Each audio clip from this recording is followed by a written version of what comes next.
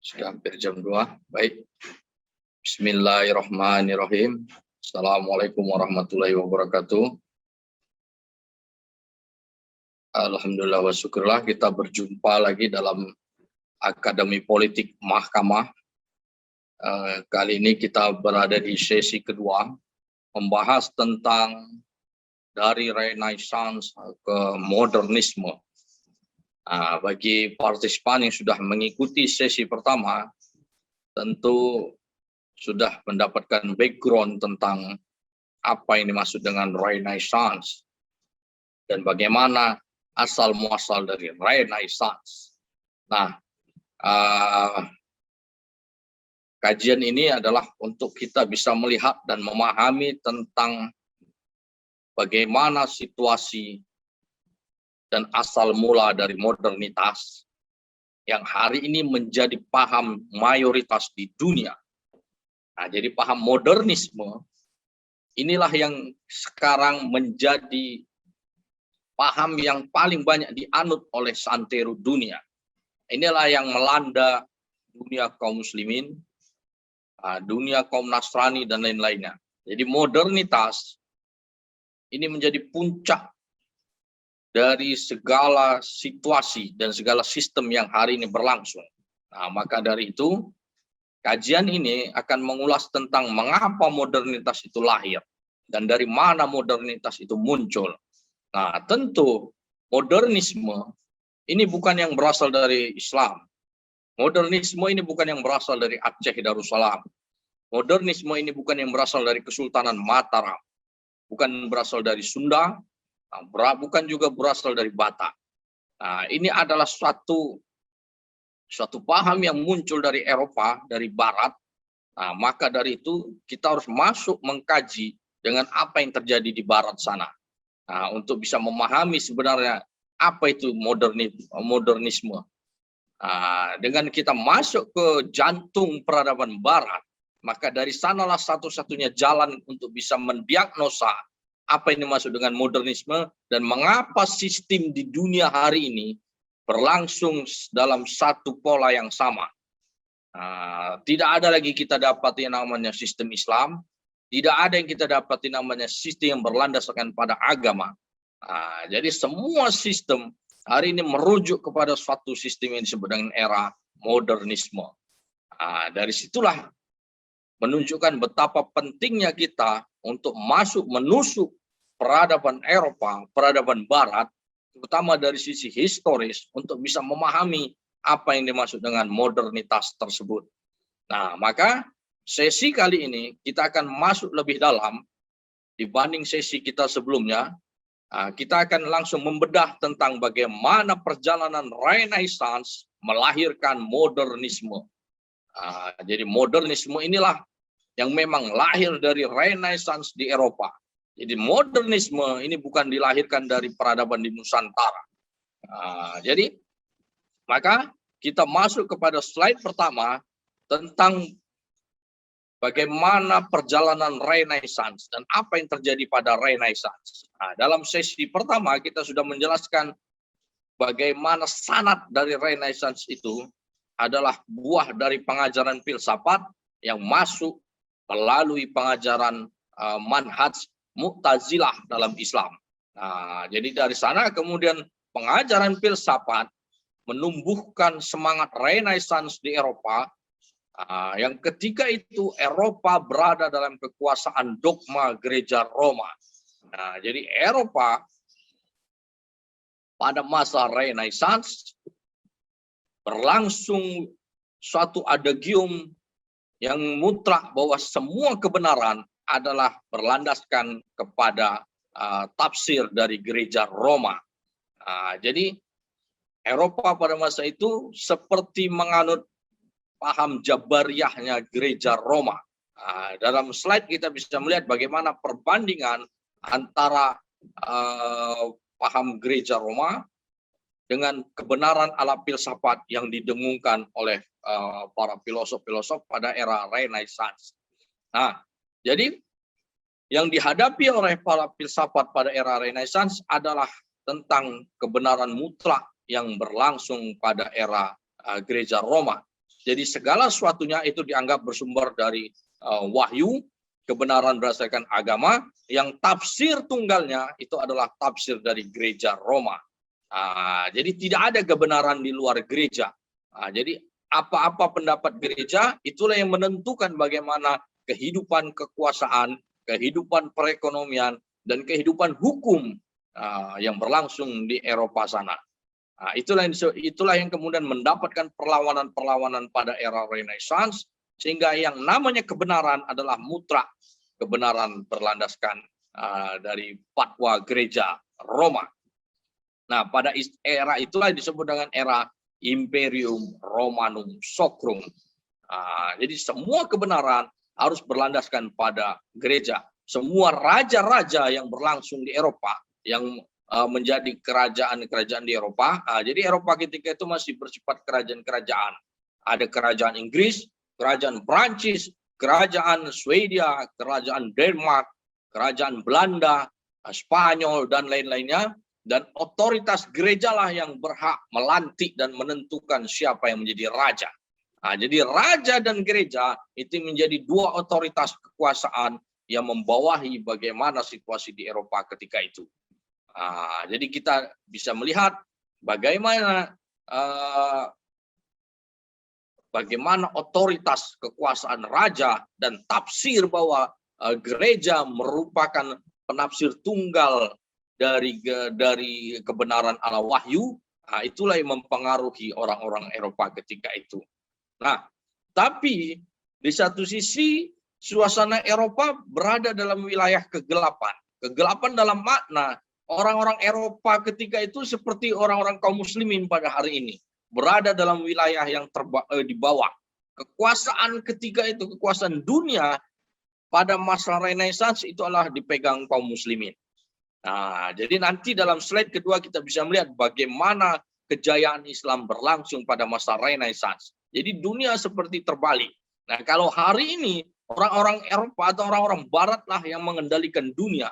Pada masa itu orang-orang Muslim atau kaum muslimin itulah yang mengendalikan bagaimana otoritas dunia. Salah satu tolak ukur bagi siapa yang menjadi penguasa dari kekuasaan dunia adalah siapa yang bisa menguasai Yerusalem. Jadi adagium yang selalu berkembang adalah siapa yang menguasai Yerusalem, dialah yang menguasai dunia. Ketika Yerusalem di tangan kaum muslimin, maka dialah penguasa dunia. Hari ini Yerusalem bukan berada di tangan kaum muslimin, bukan pula berada di tangan kaum Nasrani, melainkan di bawah kekuasaan Yahudi. Nah, maka kita bisa lihat bagaimana otoritas kaum Yahudi yang menguasai dunia hari ini. Jadi kaum yang sedikit bisa menguasai kaum yang banyak. Nah, jadi inilah bagaimana misteri dalam peradaban yang kita bisa melihatnya dari perjalanan sejarah. Nah, jadi kebenaran pada era Renaissance itu masih didominasi oleh kebenaran gereja. Ajas yang berlangsung adalah raja itu dianggap sebagai wakil Tuhan. Jadi raja dilantik oleh gereja Roma, maka raja itu dianggap sebagai otoritas wakil Tuhan. Jadi adagium yang berkembang adalah Vox Dei, suara raja, suara Tuhan. Jadi kepatuhan untuk mematuhi dan mentaati seorang raja itu dianggap sama dengan mentaati Tuhan. Kalau dalam Islam itulah yang disebut dengan watiullah, wati rasul, wa ulil amri minkum. Jadi tafsir itu juga yang berlangsung pada masa Renaissance, pada masa ketika gereja Roma menjadi pemegang otoritas kekuasaan. Hanya perbedaannya, ketika gereja Roma menjadi punggawa kekuasaan, orang-orang Eropa berada dalam kekalahan. Jadi kekalahan peristiwa beruntun dalam perang salib ini makin membuat orang-orang Eropa menjadi frustasi bahwa benarkah gereja ini adalah otoritas dari penafsir tunggal dari kebenaran Tuhan. Maka pertanyaan-pertanyaan itu kemudian muncul. Yang kedua, terjadi perang antar akidah, perang antar kerajaan di Eropa, yang membuat itu makin membuat krisis kepercayaan kepada otoritas gereja Roma. Sehingga orang-orang kemudian mencari alternatif baru, apa sebenarnya yang menjadi persoalan bagi peradaban di Eropa. Nah, sementara simbol kejayaan orang-orang Eropa itu berada pada kejayaan era Romawi. Nah, jadi itulah yang mereka cari dan itulah yang mereka gali, bagaimana mereka meraih kekuasaan dan kejayaan kembali. Nah, itulah yang kemudian membuat mereka melakukan pencarian-pencarian sehingga mereka berjumpa dengan filsafat. Nah, filsafat di sini adalah filsafat yang berasal dari kaum Mu'tazilah pada era Islam. Nah, jadi raja sebagai otoritas pemegang kekuasaan, maka adagium yang berkembang adalah the king can do no wrong. Raja tidak pernah salah. Nah, jadi kita bisa melihat bagaimana ketaatan kepada raja itu bersifat mutlak. Nah, kemudian gereja setelah melihat munculnya berbagai teori-teori filsafat yang masuk ke dalam wilayah barat, sebagaimana dalam sesi pertama kita sudah bahas secara mendalam, maka kemudian ini dianggap sebagai sebuah ancaman. Nah, maka gereja pun memfatwa bahwa para filosof itu sebagai bid'ah. Nah, bid'ah tentu adalah halal hukumnya untuk dihukuman mati. Nah, jadi peristiwa inilah yang kemudian Bruno itu dibakar di tiang pancang di Roma karena dia mengeluarkan teori filsafat. Nah, hanya pada satu sisi ulama-ulama gereja Roma tidak sanggup membendung bagaimana teori-teori filsafat yang masuk dan berkembang di wilayah Eropa ketika itu. Nah, jadi tidak seperti pada masa Mu'tazilah, ulama-ulama Islam kemudian mencegat paham filsafat untuk berkembang, sebagaimana Imam Asy'ari, sebagaimana Imam Al-Ghazali, Syekh Abdul Qadir Al-Jilani, dan ulama-ulama Sufi lainnya. Nah, mereka mencegat bagaimana paham filsafat ini kemudian berkembang liar sehingga merusak akidah. Nah, di Eropa, ulama-ulama gereja Roma tidak sanggup untuk mengimbangi bagaimana kebenaran filsafat dan bagaimana suasana ketika itu mereka menuntut satu hal yang baru. Karena dianggap tafsir gereja Roma terhadap kebenaran Tuhan ini sudah tidak lagi masuk dalam wilayah rasio. Maka kemudian mereka mempergunakan rasionalitas dengan filsafat untuk mencari kebenaran baru. Maka muncullah yang namanya kebenaran ala filsafat. Jadi pada masa Renaissance, kebenaran yang hidup itu ada dua. Sebagaimana dikatakan oleh Thomas Aquinas, kebenaran ala gereja yang merupakan dianggap tafsir dari wahyu, kemudian adalah kebenaran ala filsafat. Jadi kebenaran ini yang disebut dengan kebenaran ganda. Kebenaran ganda yang oleh Thomas Aquinas dalam bukunya Twiss-Warden Theory disebut dengan kebenaran ganda. Inilah yang masih berlaku di Eropa pada masa Renaissance. Nah, kemudian muncullah pengajaran filsafat itu yang disebut dengan era skolastik. Nah, jadi era skolastik inilah kosakata yang kemudian melahirkan dalam bahasa Inggris school. School inilah yang kemudian kita serap menjadi kata sekolah. Jadi sekolah itu adalah pelajaran dan pembelajaran tentang rasionalitas ansi sebagaimana teori filsafat. Jadi filsafat pada era Renaissance masih bersifat kosmosentris, masih bersifat yang sifatnya alamiah. Bagaimana tentang bulan, bintang, bagaimana perputaran bumi dan matahari dan lain-lainnya. Kemudian muncullah para filosof-filosof kosmosentris yang menyerang dan melakukan perlawanan terhadap kebenaran ala gereja Roma. Kita bisa lihat bagaimana teorinya Kopernikus, Galileo Galilei, dan Bruno yang melakukan perlawanan-perlawanan terhadap teori gereja Roma. Kopernikus, Galileo, dan lain-lain, mereka menggunakan teori para filosof Mu'tazilah. Jadi 2 atau 3 abad setelah era Mu'tazilah, maka filsafat diambil oleh orang-orang Renaissance. Nah, dari situlah mereka melakukan perlawanan terhadap dogma gereja Roma yang sudah tidak lagi dianggap masuk akal. Jadi ada kesenjangan antara dogma dengan rasionalitas. Nah, ini yang terjadi persoalan besar pada masa gereja Roma yang kemudian melahirkan peristiwa-peristiwa besar setelah itu. Nah, pada era bagaimana dialektika berlangsung di barat, apa yang terjadi dalam Islam? Yang terjadi dalam Islam adalah masa kejayaan. Karena filsafat tidak lagi berkembang dalam Islam, filsafat tidak lagi menjadi manhaj yang dianut oleh kaum muslimin secara mayoritas. Apa yang terjadi pada kaum muslimin?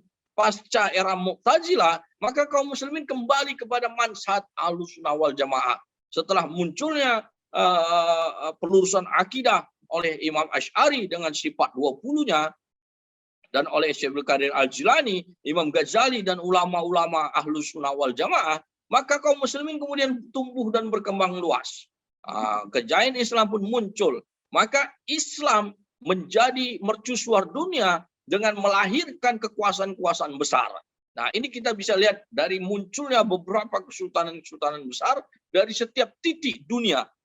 Jadi di Eropa Timur dan di Asia Tengah kita bisa melihat bagaimana munculnya Utsmaniyah. Kemudian di Afrika Utara kita bisa muncul bagaimana Kesultanan Maghribiyah. Kemudian di anak benua India kita bisa melihat bagaimana Kesultanan Mughal. Kesultanan Mughal inilah yang melahirkan Taj Mahal di New Delhi. Nah, kemudian kita bisa melihat Kesultanan Seljuk yang mendahului dari Utsmaniyah. Kemudian di wilayah Nusantara maka ada 200 kesultanan yang muncul. Ini menunjukkan bagaimana otoritas kekuasaan Islam menyebar ke seantero dunia. Nah, kemudian ada juga Kesultanan Malaka. Di Jawa kita bisa melihat bagaimana Kesultanan Mataram dengan kejayaannya. Nah, ini adalah suatu hal yang muncul bukan berdasarkan pada manhaj filsafat, manhaj Mu'tazilah. Nah, jadi kesultanan-kesultanan ini tentu berlandaskan pada manhaj akidah Ahlussunnah wal Jamaah. Mereka tidak lagi mengikuti manhaj Mu'tazilah, tidak lagi menggunakan filsafat sebagai pondasi dalam menjalankan dinul Islam sebagaimana yang dulu dikembangkan pada era Mu'tazilah. Dari sinilah kemudian akidah, kemudian syariat dan ihsan berkembang dengan luas sebagaimana 3 pilar Islam yang dihembuskan oleh Sayyidina Rasulullah SAW. Nah, inilah buah dari bagaimana kejayaan Islam ketika Islam kembali kepada akidah yang benar, akidah yang diajarkan oleh Sayyidina Rasulullah SAW.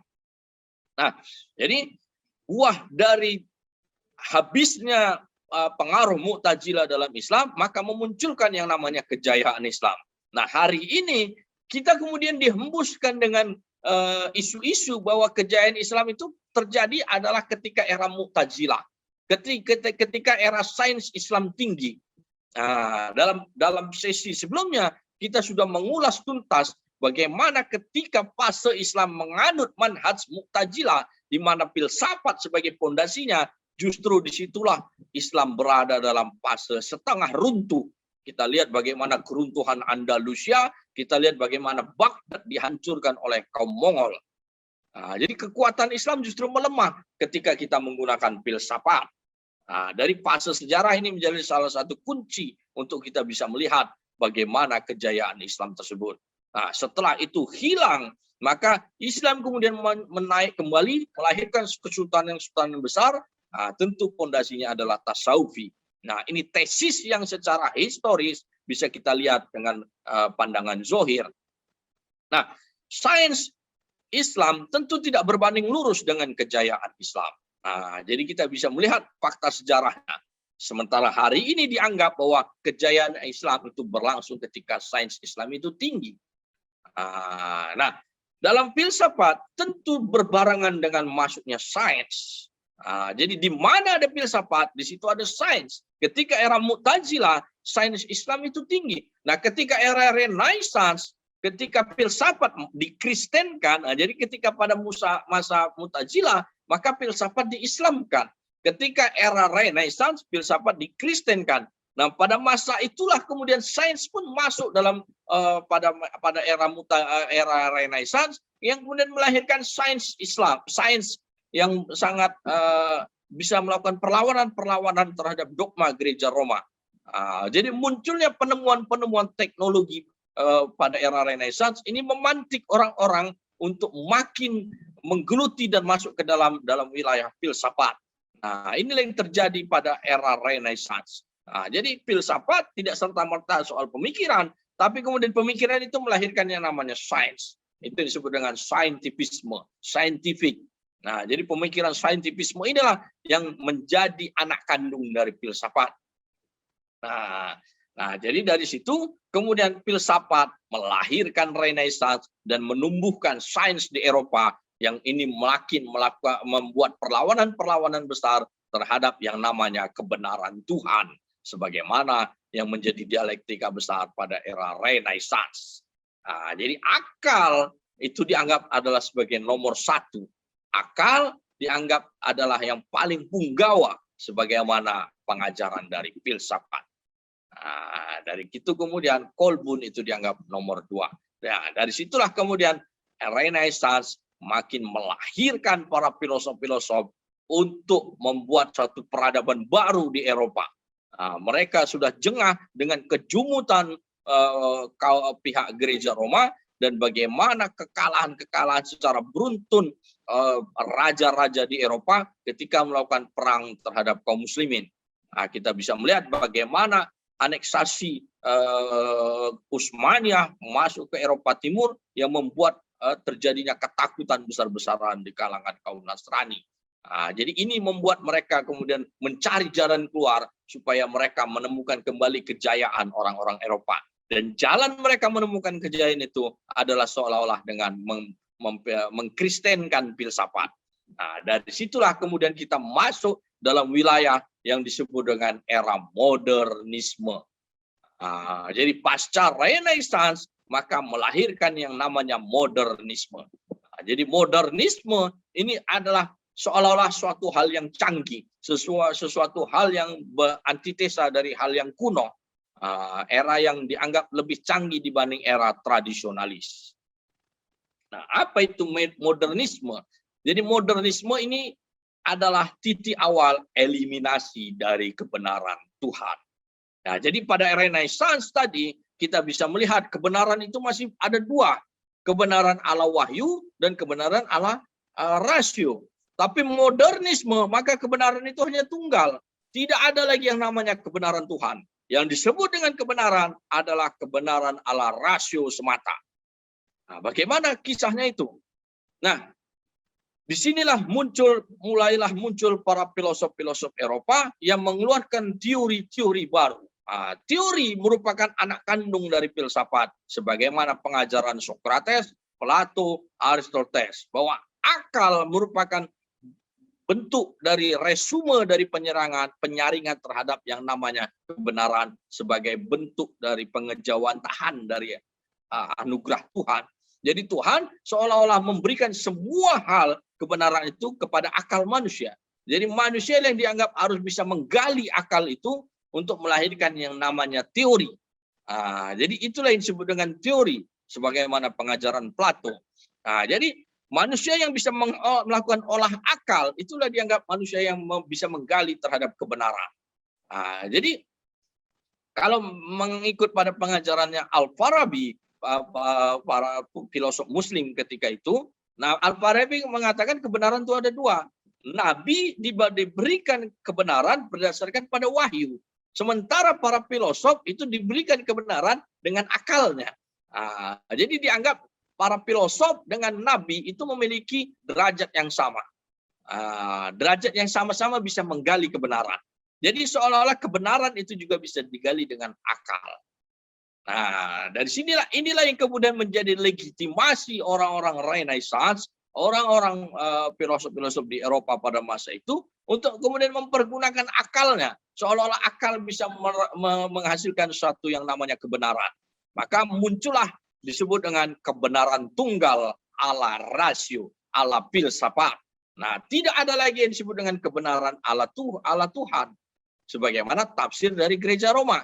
Nah, jadi dari sinilah muncul yang namanya Francis Bacon, filosof dari Inggris. Francis Bacon mengeluarkan teorinya, aku ada, maka aku berpikir. Jadi Tuhan memberikan segala sesuatunya kepada manusia. Jadi manusia yang menentukan yang disebut dengan being. Manusia yang menentukan apa yang menjadi kebenaran. Jadi kebenaran itu bukan lagi kebenaran berdasarkan wahyu. Jadi segala sesuatunya itu harus berdasarkan pada resume akal manusia. Baru dianggap sebagai sebuah kebenaran. Nah, dari Bacon maka muncul lagi yang namanya René Descartes, yang sampai hari ini masih dipuji orang. Jadi Descartes dengan teorinya cogito ergo sum yang sangat terkenal. aku berpikir, maka aku ada. Jadi Descartes mengatakan filsafat adalah ajang di mana Tuhan, manusia, alam semesta adalah masuk dalam wilayah akal penyelidikan manusia. Jadi manusialah yang menentukan apa yang dimaksud dengan Tuhan. Manusia yang menentukan apa itu alam semesta. Manusia yang menentukan segala sesuatunya. Manusia yang menentukan apa itu yang disebut dengan kebenaran. Jadi dalam kebenaran ala gereja sebelumnya, maka Tuhan memberikan kebenaran itu dengan wahyu. Tapi para filosof, terutama Descartes, dengan teorinya cogito ergo sum, mengatakan manusia yang menentukan kebenaran. Karena manusia memiliki akal. Jadi jangan terima segala sesuatu dianggap sebagai kebenaran sebelum masuk dalam wilayah rasio manusia. Jadi inilah yang melegitimasi penyingkiran kebenaran Allah Tuhan.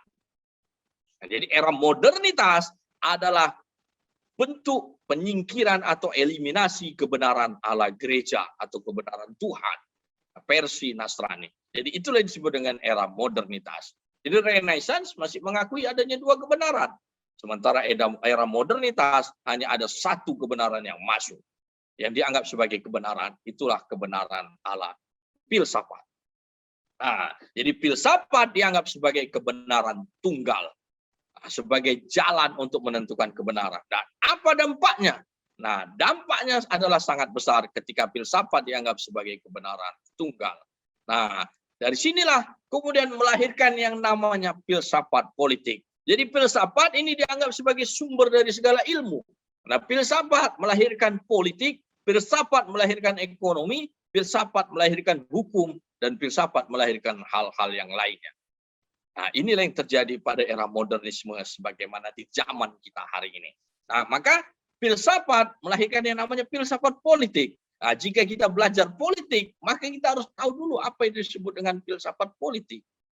Kita belajar hukum, maka kita harus masuk dulu pengantar ilmu hukum yang kemudian masuk dalam wilayah filsafat hukum.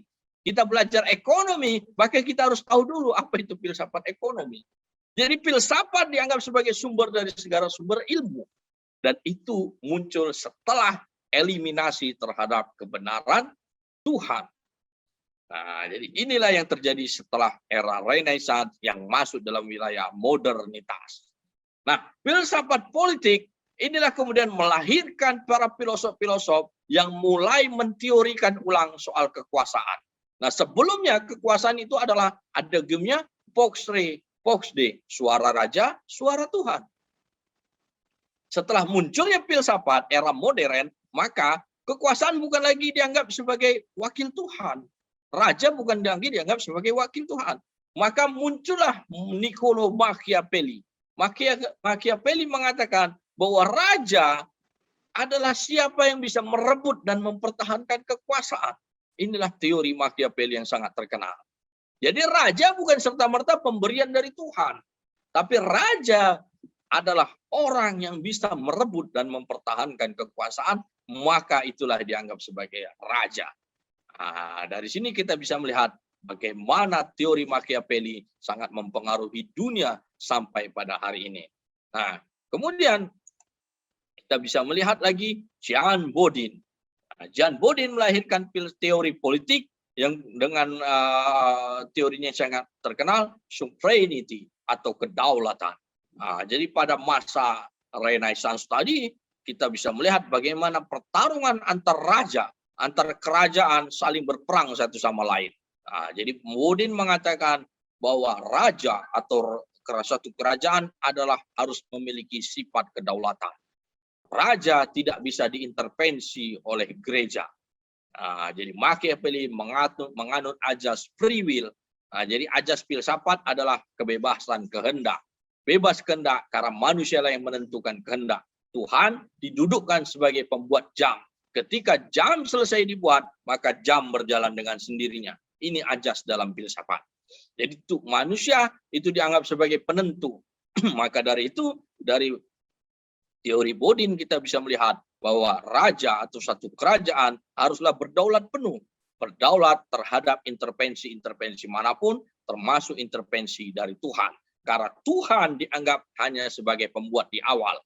Manusialah yang menentukan bagaimana perjalanan suatu kerajaan. Nah, kemudian muncul lagi para filosof politik lainnya, ini yang kita kenal dengan Montesquieu. Nah, jadi Montesquieu mengeluarkan teori trias politica. Apa itu trias politica? Kekuasaan atau raja itu tidak bisa berlangsung secara sendirian. Nah, jadi raja harus memiliki pengawas. Pengawasnya adalah manusia juga yang berdasarkan dari jajaran dari kerajaan. Nah, era sebelumnya kekuasaan itu seolah-olah dikawal oleh gereja. Nah, maka kemudian Montesquieu mengeluarkan teori trias politica bahwa harus muncul check and balance system. Eksekutif harus dikawal oleh legislatif, legislatif harus dikawal oleh yudikatif. Nah, jadi teori inilah yang sampai hari ini dipergunakan oleh umat manusia seantero dunia, yang buah dari teorinya Montesquieu.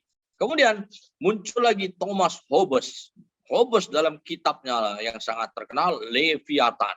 Leviathan menceritakan bagaimana manusia yang mampu bertahan hidup dengan rasionalitasnya, dengan insting kemanusiaannya. Dalam Leviathan itulah Hobbes menegaskan bahwa suatu kerajaan haruslah berdaulat penuh karena kerajaan berasal dari entitas kontrak sosial sesama manusia. Jadi Hobbes tidak lagi menganut kepercayaan teori kedaulatan Tuhan, melainkan kedaulatan manusia. Dari Hobbes maka kita bisa melihat bagaimana lahirnya John Locke.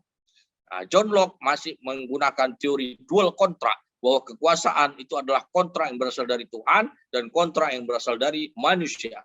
Jadi kontrak itu ketika manusia mendapatkan mandat dari sesama manusia atau kontrak sesama manusia, maka itu dialah yang berhak mendapatkan kekuasaan.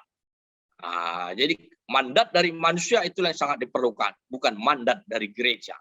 Jadi inilah perlawanan-perlawanan yang mereka lakukan terhadap yang namanya dogma gereja Roma. Kemudian yang terakhir kita bisa melihat bagaimana teorinya Jean-Jacques Rousseau. Rousseau mengatakan bahwa kekuasaan itu hanyalah mandat yang datang dari manusia. Tidak ada lagi yang diperlukan mandat datang dari Tuhan. Maka Rousseau melahirkan teori kontrak sosial. Jadi artinya manusialah yang memberikan kontrak kepada satu orang untuk sebagai pemimpin. Ini yang disebut dengan teori kontrak sosial. Inilah yang kemudian dijawantahkan dengan model election dalam era modern. Jadi manusia memberikan mandat itu melalui yang namanya election, pemilu, pemilihan umum. Jadi teori Rousseau lah yang menjadi landasannya. Bagaimana kekuasaan itu bukan berasal dari Tuhan, melainkan kekuasaan itu berasal dari manusia. Dan itu berasal dari filsafat. Dari sini mudah-mudahan para partisipan bisa melihatnya bagaimana sanad lahirnya sebuah pola sistem kekuasaan yang berlangsung pada era modern hari ini. Nah, kemudian perjalanan di belantara Eropa dengan berlangsungnya chaos dan lain-lain, maka melahirkan sebuah revolusi yang sangat besar, dan ini adalah puncak kemenangan para filosof, puncak kekalahan dari otoritas gereja dan raja di Eropa. Itulah berlangsung kejadian revolusi Perancis tahun 1789. Jadi revolusi Perancis adalah proses kudeta kekuasaan para filosof melawan kekuasaan raja dan gereja. Jadi dengan ditaklukannya, digantungnya Raja Louis ke-16, Raja Perancis, maka itu berakhirnya kekuasaan otoritas gereja Roma. Jadi manusia tidak lagi, orang-orang Eropa tidak lagi tunduk pada otoritas gereja Roma, melainkan manusia yang menentukan siapa penguasa sendiri. Dari sana nanti kita bisa melihat lahirnya yang namanya modern state. Nah, tadi filsafat melahirkan yang namanya pola kekuasaan, teori kekuasaan yang kemudian melahirkan yang namanya macam politik. Nah, filsafat kemudian juga melahirkan yang namanya ekonomi. Jadi ekonomi, sistem keuangan pun berubah. Setelah masuknya filsafat, maka manusia menteorikan yang namanya uang. Menteorikan yang pertama itu adalah teori bunga. Apa yang disebut dengan bunga? Jadi waktu Renaissance, maka otoritas gereja dengan kitab perjanjian lama, mereka masih melarang yang namanya pembungaan uang, usuri. Sebagaimana ini juga pengajaran Isa alaihissalam. Nah, jadi riba itu masih dilarang ketika pada era Renaissance berlangsung. Nah, tapi kemudian tekanan-tekanan atau pressure yang berlangsung terhadap otoritas gereja Roma dan lain-lain, semua sehingga para pengikut filosof, para pengikut konflik internal di kalangan gereja Roma, munculnya Martin Luther dan munculnya John Calvin yang menyerang gereja Roma dari sisi akidah, membuat ini berkolaborasi dengan para filosof-filosof, sehingga banyaknya sekte-sekte yang melakukan perlawanan terhadap gereja Roma. Nah, kemudian teori bunga pun ini diinterpretasikan ulang, diteorikan ulang. Sehingga kemudian bunga yang sebelumnya dilarang kemudian menjadi boleh. Pada zaman itulah teori tentang kekayaan sebagai simbol dari kekuatan ini merebak. Dengan munculnya yang namanya VOC. VOC yang berjaya berhasil membangun kerajaan berdasarkan pada bisnis, kerajaan pada keuntungan hasil dagang. Ini yang membuat kerajaan Belanda kemudian melambung, mendapatkan kejayaan yang lebih besar ketimbang kerajaan-kerajaan sebelahnya, kerajaan Spanyol, kerajaan Portugis, dan lain-lain. Nah, orang-orang kemudian membuat teori merkantilisme, bahwa satu kerajaan yang kuat harus ditopang oleh kekayaan yang kuat. Nah, jadi merkantilisme inilah kemudian melahirkan kelompok-kelompok dagang, korporat yang ketika itu masih bersifat suatu kerajaan. Jadi satu kerajaan yang kuat adalah yang mereka memiliki lapisan kekayaan atau memiliki kekayaan yang besar. Nah, inilah semangat merkantilisme sehingga kemudian membuat orang-orang Eropa melakukan perjalanan-perjalanan ke Nusantara, perjalanan-perjalanan ke Amerika, dan melakukan eksplorasi terhadap benua-benua baru. Jadi mereka tidak lagi mendengarkan fatwa gereja Roma, karena kebenaran dianggap adalah kebenaran rasionalitas, kebenaran ala filsafat. Sehingga mereka menganggap bahwa yang namanya kekuatan itu harus adalah berdasarkan pada kekayaan. Kemudian dalam keseharian, teori bunga pun diinterpretasikan ulang, diteorikan ulang. Jadi bunga yang sebelumnya dilarang, maka kemudian bunga itu dianggap sebagai dibolehkan. Karena berdasarkan akal atau rasio manusia. Rasio mengatakan, mengapa saya berhak mengambil bunga? Karena ketika saya meminjamkan uang, maka saya memiliki masa tunggu. Masa tunggu ketika uang saya dipergunakan. Ketika harusnya uang itu bisa saya pergunakan untuk hal yang lain, menjadi produktif, tapi ketika dipinjamkan, maka uang itu menjadi tidak produktif. Ketika tidak produktif itulah, maka saya berhak mengambil yang namanya bunga atau interest. Nah, inilah landasan teori tentang bagaimana pembungaan uang. Sehingga dari merkantilisme kemudian melahirkan yang namanya kapitalisme. Jadi merkantilisme adalah semangat bagaimana suatu kerajaan dianggap sukses atau berjaya jika berhasil mengumpulkan banyak kekayaan. Nah, kapitalisme bukan lagi dalam wilayah kerajaan, melainkan dalam wilayah individu. Manusia yang kuat adalah manusia yang memiliki kekayaan. Jadi dari merkantilisme maka melahirkan kapitalisme. Nah, ini adalah berdasarkan teori-teori yang muncul dari semangat dari bagaimana menteorikan ulang terhadap kekayaan. Jadi muncullah para filosof-filosof ekonomi, mulai dari Thomas Mann, John Baptist Colbert, Sir William Petty, Adam Smith, sampai Keynes. Jadi mereka yang melahirkan teori-teori tentang bagaimana uang dan kekayaan. Jadi dari merkantilisme melahirkan kapitalisme.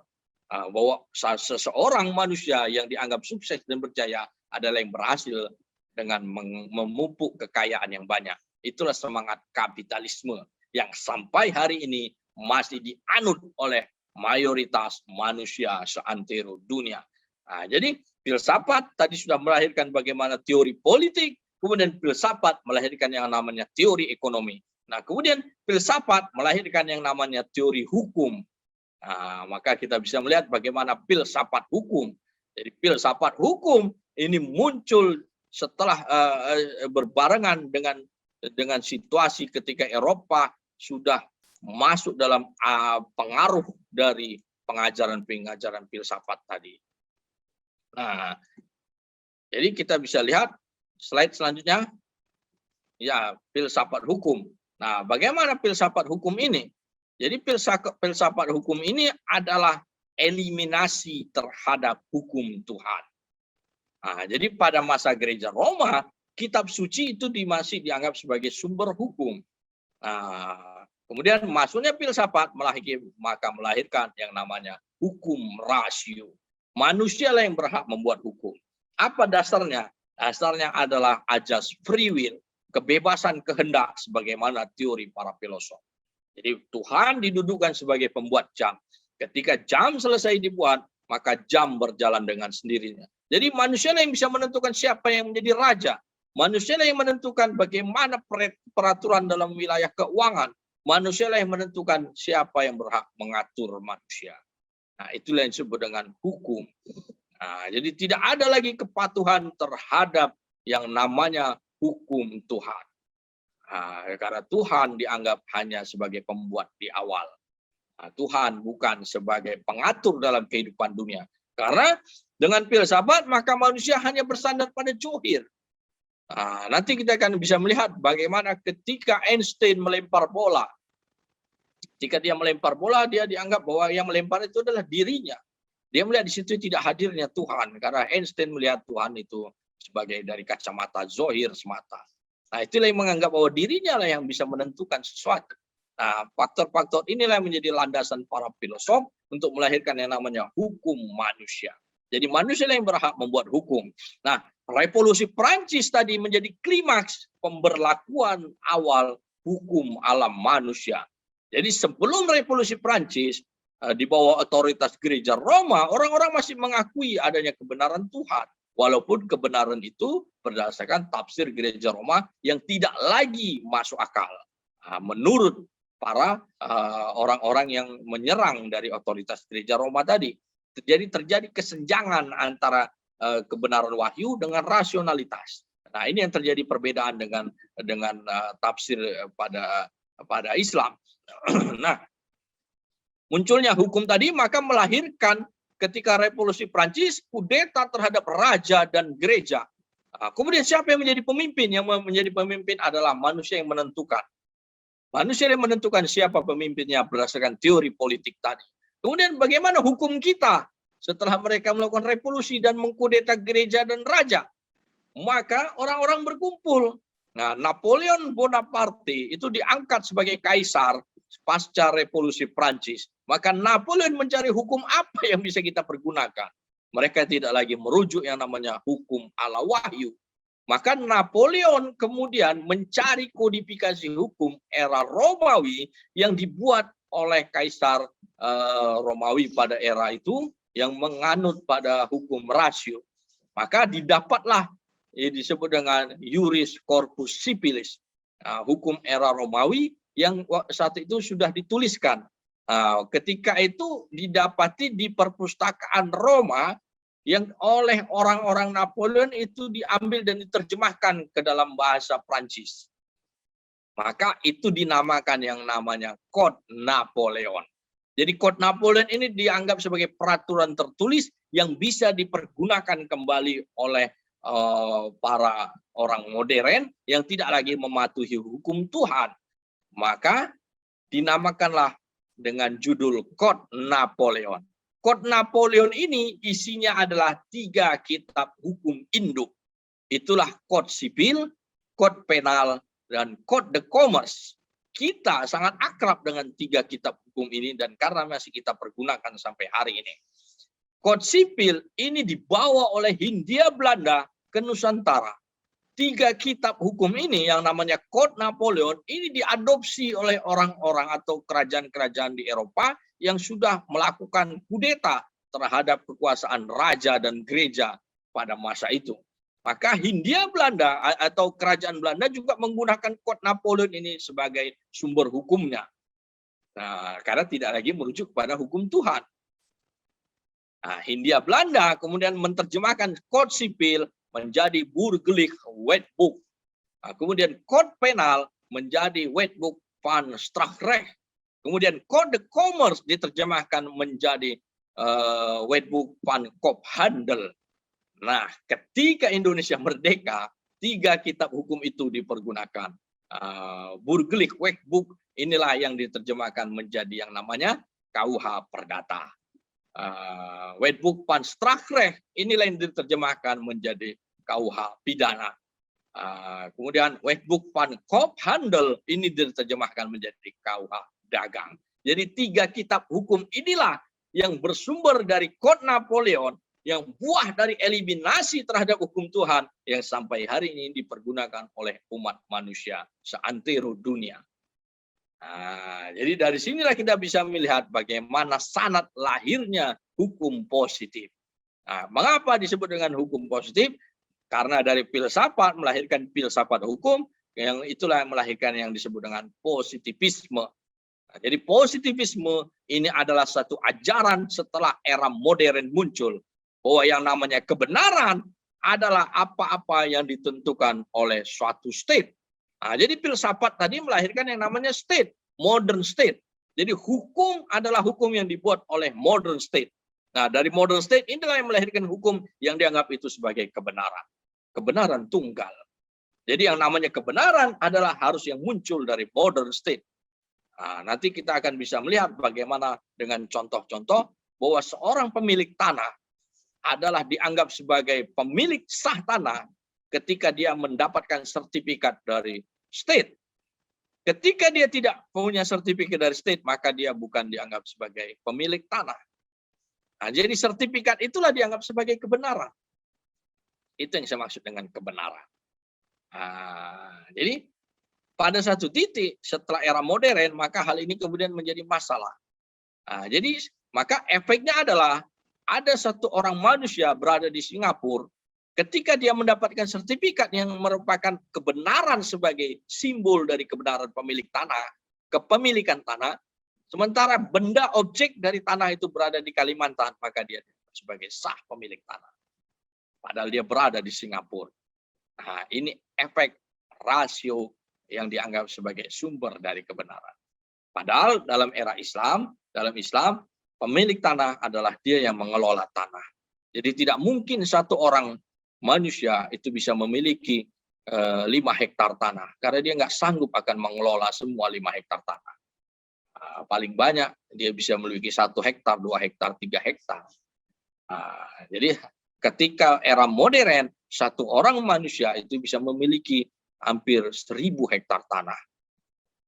Karena berdasarkan kebenaran yang dibuat oleh modern state tadi. Ini efek dari munculnya rasionalitas yang melahirkan era postmodernitas. Itulah yang kemudian kita kenal dengan era positivisme, hukum positif. Eksponen-eksponen atau filosof-filosof yang muncul dari mulai Hegel sampai John Austin yang kemudian melahirkan Auguste Comte, bahwa tidak ada lagi hukum Tuhan. Hukum adalah yang berdasarkan pada rasio manusia. Jadi kita bisa melihat filsafat melahirkan politik, filsafat melahirkan ekonomi, dan filsafat melahirkan yang namanya positivisme yang disebut dengan hukum rasio. Inilah buah dari pengajaran filsafat. Induknya adalah filsafat ketika proses eliminasi terhadap kebenaran Tuhan itu berlangsung. Dari situ maka kita bisa melihat bagaimana peristiwa besar yang berlangsung adalah revolusi Prancis. Revolusi Prancis ini adalah titik awal bagaimana munculnya modern state, eliminasi terhadap kebenaran Tuhan. Jadi revolusi Prancis inilah menjadi titik kunci untuk kita memahami bagaimana kudeta itu berlangsung. Di slide selanjutnya. Jadi revolusi Prancis berlangsung pada tahun 1789. Jadi yang dikudeta ketika itu adalah raja dan gereja. Otoritas raja Raja Louis dan lain-lain itu dikejar-kejar dan dibunuh semua pengikutnya, maka kemudian melahirkan yang namanya genosida di Perancis. Nah, inilah genosida era modern, buah dari pengejaran filsafat. Kemudian ketika itu sudah melahirkan yang namanya para pengikut Protestan. Pengikut kaum Protestan inilah yang berkolaborasi dengan para filosof, yang berkolaborasi dengan orang-orang yang menentang dari otoritas gereja Roma. Jadi mereka jamak disebut dengan kaum Protestan. Nah, revolusi Prancis inilah yang melahirkan yang namanya modern state. Jadi filsafat dianggap sebagai satu-satunya sumber kebenaran. Tidak ada lagi yang namanya kebenaran ala wahyu. Hukum, kekuasaan, sampai ekonomi itu adalah sumbernya adalah filsafat. Dari merkantilisme kemudian melahirkan yang namanya kapitalisme. Nah, pada peristiwa itu pula muncul satu entitas yang mendomplengi pengajaran filsafat, yang mendomplengi merkantilisme, yang mendomplengi politik, dan mendomplengi hal-hal yang lainnya, dan mereka adalah para bankir. Para bankir inilah yang masuk, kemudian mereka pelan-pelan menguasai raja. Raja yang ingin keluar dari otoritas gereja Roma. Jadi para bankir inilah orang-orang Yahudi yang sebenarnya mereguk keuntungan. Dalam season ketiga nanti kita akan masuk bagaimana teknis dan kisah nyata tentang bagaimana peranan para bankir ini di balik revolusi Inggris dan revolusi Prancis. Dan kemudian menguasai Tanzimat di Utsmania dan kemudian menguasai yang namanya modern state seantero dunia. Jadi para bankir inilah yang mereguk keuntungan atau mengambil keuntungan di balik teori-teori filsafat atau para filosof-filosof yang muncul tadi. Kemudian dari situlah kita bisa melihat bagaimana revolusi Prancis ini sebagai titik awal kemunculan dari modern state, sebagai ajang resmi terhadap eliminasi kebenaran Tuhan, eliminasi terhadap kebenaran wahyu. Jadi tidak ada lagi yang dianggap sebagai kebenaran berasal dari kitab suci. Nah, setelah revolusi Prancis, maka apa yang terjadi pada dunia Islam? Nah, dunia Islam lambat laun modern state atau era modernisme di Eropa ini makin mewabah, semakin menguasai seantero dunia. Jadi modernisme di Eropa setelah revolusi Prancis, mereka berhasil mengalahkan otoritas gereja Roma, maka kemudian mereka melakukan aneksasi ke negeri-negeri Muslim. Setelah Eropa berhasil mereka kuasai secara kekuasaan dan secara pemikiran, maka mereka pun masuk merambah wilayah Islam. Jadi Perancis makin kuat, Inggris makin kuat, dan lain-lainnya. Amerika kemudian berdiri sebagai anak kandung dari kapitalisme dan merkantilisme tadi, maka kemudian melahirkan yang namanya Tanzimat di Utsmania. Maka kita bisa melihat bagaimana munculnya modernis Islam. Jadi modernis Islam ini muncul di era ketika Islam sudah mulai meredup di Utsmania, maka muncullah sejumlah tokoh yang mulai memasukkan lagi pengajaran filsafat ke negeri-negeri Muslim. Dari sini kita bisa melihat ada 3 tokoh yang sangat terkenal yang mulai memasukkan pengajaran filsafat kembali ke dalam negeri Muslim. Yang pertama adalah Jamaluddin Al-Afghani, kemudian Muhammad Abduh Rashid Ridha. Jadi 3 orang inilah yang setelah Jamaluddin Al-Afghani, setelah dia belajar dari Prancis, dia kembali ke Mesir untuk mengajarkan kembali filsafat. Jadi wilayah Mesir atau negeri Mesir adalah yang pertama kali dimodernisasi di wilayah Islam. Nah, ketika itu masih dalam wilayah kekuasaan Utsmania. Jadi Utsmania sebagai punggawa dari kekuasaan wilayah Islam yang benteng terakhir dari kesultanan Islam. Nah, kemudian pengajaran-pengajaran filsafat itu dihembuskan kembali, dilemparkan kembali kepada umat, maka memunculkan yang namanya moderasi terhadap fikih Islam. Dari sinilah kemudian kita bisa melihat bagaimana kejadian besar itu berlangsung di Utsmaniyah tahun 1840 yang melahirkan yang namanya Tanzimat. Tanzimat ini artinya adalah reformasi. Reformasi di Utsmaniyah. Jadi 1 abad setelah revolusi Prancis, maka berlangsung yang namanya Tanzimat di Utsmaniyah. Perbedaannya, Tanzimat tidak berlangsung secara berdarah. Sultannya belum diganti, tapi hukumnya sudah diganti. Utsmaniyah mengadopsi yang namanya hukum Kod Napoleon tadi. Utsmaniyah mengadopsi namanya sistem ekonomi. Utsmaniyah mulai mengadopsi yang namanya sistem politik. Jadi pola yang berlangsung pada modern state di Perancis itu diadopsi ke Utsmaniyah yang kemudian melahirkan yang namanya Tanzimat. Nah, Tanzimat inilah kemudian pola-pola barat dimasukkan ke dalam negeri Islam. Ditambah dengan serangan-serangan dari internal, munculnya paham baru, paham Wahabisme, yang kemudian masuk menyerang otoritas penguasa Utsmaniyah. Nah, Utsmaniyah ketika itu masih dikuasai oleh manhaj Sufiyah yang kemudian mengawal sultan. Jadi sultan bersama dengan ulama, umarok dan ulama. Nah, kudeta kemudian terjadi di Utsmaniyah, di mana kemudian disingkirkanlah para pengikut Sufi, tidak lagi boleh memimpin Utsmaniyah. Raja kemudian dikendalikan oleh eksternal, pengaruh dari eksternal, pengaruh dari modernisme tadi, maka muncullah Utsmaniyah yang baru. Tapi kemudian masuk lagi Sultan Abdul Hamid II yang mulai mengembalikan otoritas kejayaan Utsmaniyah dengan perlawanan-perlawanan yang sangat besar dari pihak eksternal dan internal.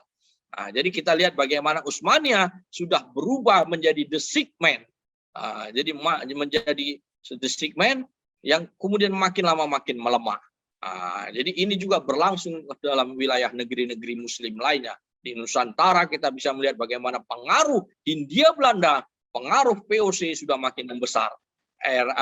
Pengajaran merkantilisme yang dibawa oleh VOC tadi, kemudian berubah menjadi kapitalisme, ini kemudian mewabah dan diajarkan ke negeri-negeri Muslim.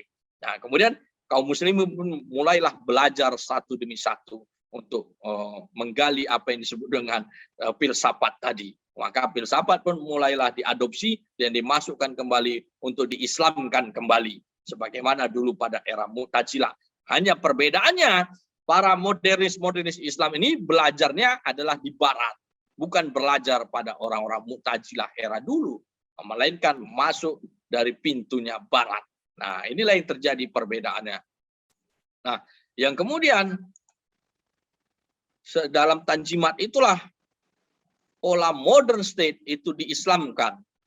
Modern state, bagaimana kita bisa melihat modern state yang muncul pasca revolusi Prancis, ini diislamkan. Merebaklah yang namanya Islam modernis. Islam modernis inilah Islam yang menganut kembali manhaj filsafat yang berasal dari barat. Nah, kemudian muncullah wacana legislasi syariah. Setelah munculnya filsafat tadi melahirkan yang namanya positivisme, maka positivisme bahwa hukum, bahwa kebenaran itu adalah kebenaran yang berasal dari state. Nah, bagaimana dengan kebenaran berdasarkan pada syariat? Maka kemudian muncullah wacana legislasi syariat, bahwa syariat itu harus masuk dalam wilayah kebenaran hukum ala state dulu. Baru dianggap sebagai kebenaran. Maka dari sini kita bisa melihat munculnya undang-undang zakat, undang-undang wakaf, undang-undang halal, dan lain-lainnya. Jadi itu adalah bentuk legislasi syariah. Nah, sementara sebelumnya tentang wakaf, tentang zakat, tentang sholat, itu hanya merujuk pada fikih. Dan tinggal diamalkan oleh kaum muslimin. Tapi muncullah modern state, maka wacana yang muncul adalah legislasi syariah.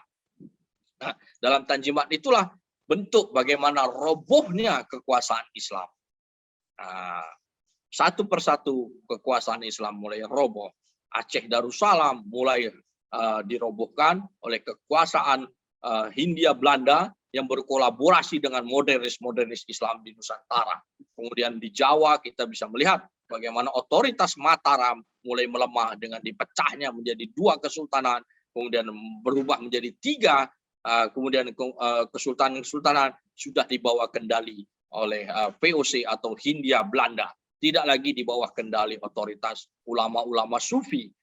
Kemudian dari situlah kemudian kita melihat bagaimana pelemahan terhadap kesultanan berlangsung seantero dunia. Jadi muncullah wacana baru yang disebut dengan Islam politik. Jadi bagaimana seolah-olah kaum muslimin harus mengikut pada mazhab politik tadi. Mazhab politik adalah untuk mengambil dan merebut kekuasaan dari dalam. Gerakan-gerakan Islam yang pada era abad ke-19, abad 20 ini terpengaruh pada mazhab politik. Jadi dalam perjalanan ini kita bisa melihat bagaimana sanad munculnya politik, tentang bagaimana cara kita melawannya. Nanti kita akan bisa tahu pada sesi terakhir dari pengajian ini, dari kelas ini. Nah, kemudian muncullah otoritas yang disebut dengan bank. Jadi era modern state, maka era itu pula yang muncul yang namanya bank. Jadi bank ini menjadi entitas penguasa baru. Mereka lah penguasa dalam sektor keuangan yang kemudian mengatur sektor kekuasaan. Jadi bank ini menjadi sektor yang paling urgent, yang paling prioritas untuk kita pahami tentang bagaimana peranan mereka dalam mengatur sektor kekuasaan. Dalam sesi ketiga nanti kita akan bisa melihat bagaimana track record bank itu dalam mengatur wilayah kekuasaan. Bagaimana bankir mengontrol state. Nanti kita akan bisa melihat dalam sesi selanjutnya. Jadi kehadiran bank ini adalah salah satu bentuk kudeta terhadap hukum Tuhan tadi. Efek dari hukum rasio yang kemudian digunakan, maka kemudian lahirnya yang namanya bank. Nah, kemudian setelah munculnya Islam politik, maka syariat Islam lambat laun menjadi menghilang. Syariat Islam kemudian lambat laun menjadi hilang dan kemudian digantilah dengan yang namanya Kode Napoleon. Nah, inilah kemudian syariat tereliminasi pelan-pelan. Sebagaimana otoritas gereja pun tereliminasi di wilayah Eropa ketika pada era modern, dan kemudian masuk dalam wilayah Islam pun kemudian tereliminasi. Nah, dari situlah kemudian kita sebut dengan era modern. Nah, era modern, fase Perang Dunia Pertama, ini adalah bentuk hilangnya kekuasaan Islam. Kemudian Perang Dunia Kedua ini adalah fase kekuasaan para bankir terhadap head of state, terhadap state seantero dunia. Jadi kebenaran yang dianggap adalah kebenaran yang muncul dari rasionalitas, kebenaran ala filsafat. Tidak ada lagi yang namanya kebenaran Tuhan. Nah, kemudian muncullah positivisme, muncullah kapitalisme, muncullah liberalisme. Nah, ini adalah anak kandung dari turunan dari pengajaran filsafat tadi. Nah, jadi inilah bagaimana kita bisa melihat bagaimana perjalanan modernisme yang melahirkan situasi dunia kita sekarang. Dari sinilah kemudian kita bisa mengetahui bagaimana diagnosa kemunculannya, dan nanti di sesi terakhir kita akan bisa melihat bagaimana diagnosa setelah kita tahu bagaimana sumber penyakitnya, maka kita akan tahu bagaimana obatnya. Nah, inilah yang bisa Al-Fakir sampaikan dalam sesi kali ini tentang perjalanan modernitas yang melahirkan kapitalisme, melahirkan positivisme, melahirkan liberalisme, dan melahirkan isme-isme yang muncul pada era modern. Pada sejak itulah kaum sufi mulai tersingkir dan tidak lagi masuk dalam wilayah kekuasaan, yang kemudian didoktrin bahwa urusan agama itu adalah wilayah privat. Jadi urusan sosial, urusan hukum, urusan ekonomi, urusan politik itu dianggap bukan urusan orang-orang agama. Nah, itulah yang disebut dengan sekulerisme. Dan itu berasal dari pengajaran filsafat. Nah, jadi demikian untuk sesi kedua dalam kajian kita pada hari ini. Mudah-mudahan para partisipan semua bisa mengikutinya, bisa mereguk poin-poin penting dari kelas hari ini. Apabila ada partisipan yang ingin memberikan komentar, sanggahan, bantahan, masukan, pendapat, saya persilakan.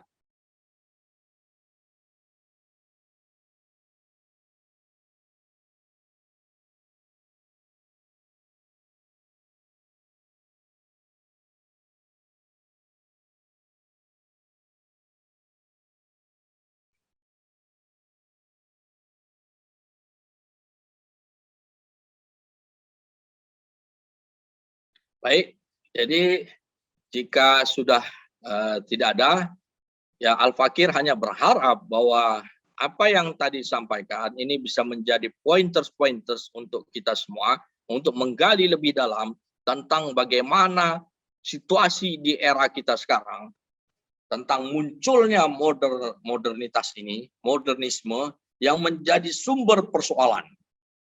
Dan inilah bukanlah disebut dengan era kemajuan, melainkan ini adalah sumber persoalan dalam zaman hari ini. Nah, sehingga kita bisa menggali lebih dalam mengapa modernisme ini muncul, dari mana sanadnya, dan kemudian bagaimana jalan keluarnya. Mudah-mudahan ini bisa menjadi suatu garis besar bagi kita semua untuk memahami penyakit zaman. Sehingga kita ke depan akan mengetahui bagaimana jalan keluar dari lubang biawak ini. Sebagaimana hadis Sayyidina Rasulullah SAW, bahwa kita harus keluar dari lubang biawak. Kita tidak bisa mengikuti kaum Yahudi maupun Nasrani. Nah, dalam sesi ketiga, nanti insya Allah akan disampaikan bagaimana peranan kaum Yahudi dalam otoritas bank. Bagaimana kaum Yahudi menguasai bank sentral di dunia, sehingga kemudian mereka mengontrol kekuasaan. Jadi yang namanya the Federal Reserve Bank, yang namanya the Bank of Egypt, yang namanya Bank of Istanbul, itu bukanlah milik orang Mesir, bukanlah milik orang Turki, melainkan itu di bawah kekuasaan orang-orang Yahudi. Nah, jadi insya Allah dalam sesi ketiga nanti kita akan ulas tentang bagaimana perjalanan kelompok Yahudi. Mereka bisa menguasai otoritas bank, dan kemudian mereka menguasai otoritas gereja, dan mereka kemudian menguasai yang namanya head of state. Sehingga kita bisa tahu siapa yang menguasai dunia pada hari ini. Apakah benar head of state itu dianggap sebagai penguasa, atau head of state itu di bawah under control yang dari bank. Nah, dari sini kita bisa melihat dengan realitas dan fakta-fakta yang nanti akan kita suguhkan. Jadi terima kasih banyak kehadiran para partisipan sekalian pada siang hari ini, kepada Abdul Mukhni, pada Aming, di Aryana Karim, kepada Mbak Meris Muhammad, terima kasih banyak atas partisipasinya, Pak Nurduki, Pak Sudarto, dan lain-lainnya. Saya tutup sesi ketiga hari ini dengan mengucapkan wabillahi taufik wal hidayah. Wassalamualaikum warahmatullahi wabarakatuh.